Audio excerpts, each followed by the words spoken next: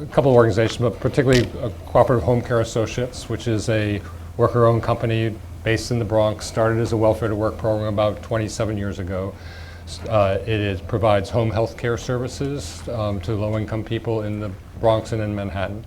Started with 12 home care workers and now employ 2,300. We have our own, it's mostly a Latina and African-American female workforce. These are the home health aides who, if you have a loved one who's ill or living at home, rather than going in a nursing home, someone comes in, helps with bathing and feeding and support for your loved one.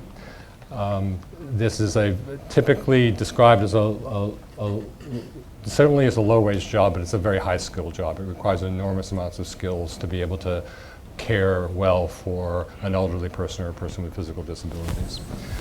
There are very few training requirements for this type of worker. Federally, is only 75 hours of training. And so when we built the company, we wanted to make it a very employee-centered organization. That's why we designed it as a worker-owned company to begin with.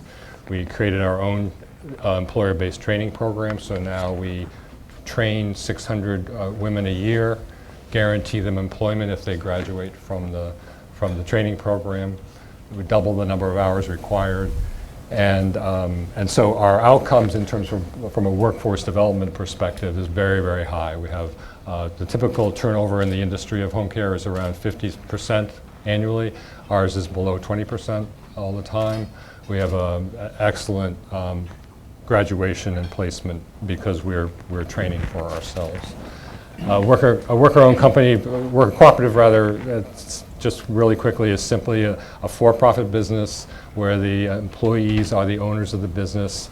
It's typically structured as a democratic governance so that the employees have one share, one vote. They have the right to elect their board of directors and also share in the dividends. So that's the basic design of a worker cooperative. These models are not necessarily incompatible. Cooperative Home Care is also a B corporation, as is its sister cooperative in Philadelphia, Home Care Associates.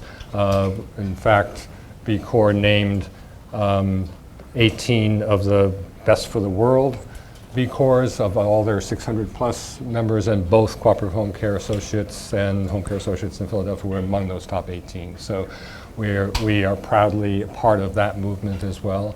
And it's a nice way to underscore that we're not the only ones who say we're great. They they come in and do a very serious audit, social audit and organizational audit of workplace and environmental and community outcomes, and the fact that we are designed to around both our workers and our consumers is why I think we scored so high